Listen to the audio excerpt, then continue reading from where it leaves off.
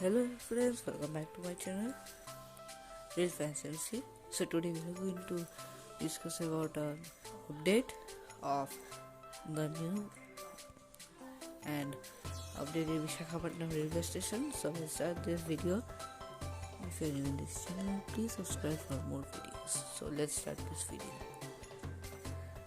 So in this update, railway has said that the station of VISAKHAPATNAM in Andhra Pradesh will be fully upgraded and be turned into a world-class railway station. And this construction is started, and it will end in the year 2025. Okay, so this was a short update. If you like this update, please like and share, and also subscribe to my channel for more videos. And in the next upcoming videos, I will discuss many updates of Vande Bharat Express as well as the updates of Indian Railways.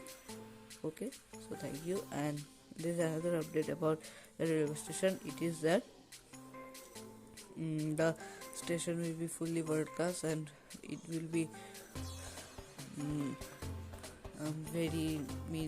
new advanced features will be included in the railway station, and the project will complete at 2025.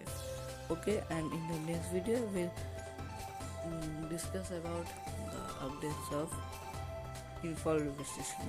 Okay, thank you.